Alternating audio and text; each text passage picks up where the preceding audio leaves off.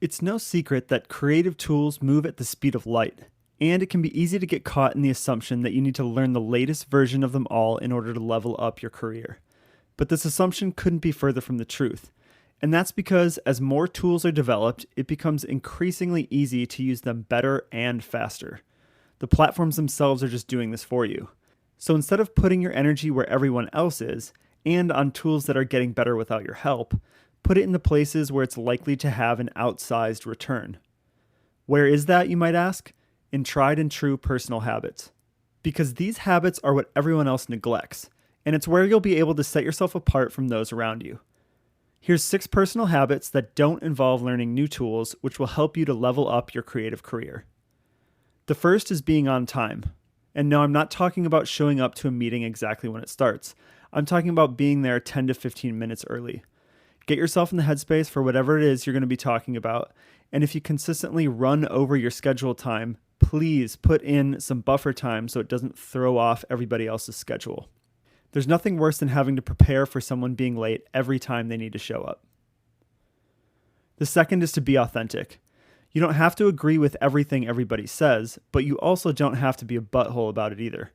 Learn to be tactful in how you deliver conflicting messages and work through disagreements with an end goal in mind. Agreeing with everyone will get you nowhere, but so will disagreeing and not working through a path forward. The third is to be prepared. After helping a few companies vet creative talent, you'd be amazed at how many people submit half-finished applications, not to mention broken portfolio links, unfinished sentences, form fields that aren't filled out, the list goes on. Just simply showing up having checked all the boxes puts you leaps and bounds beyond those around you. Slow down and give each project or task the time it needs to be done correctly. The fourth is to be candid. Be trustful and straightforward. And in the creative world, where it's needed most, this can be in short supply.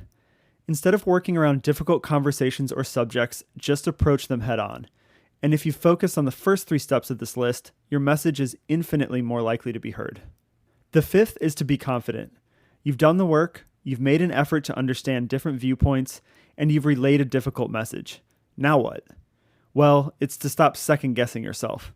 The only things you can control are your own actions, and if you checked off the steps needed to get to the place you're at, then falling back on confidence is the only answer.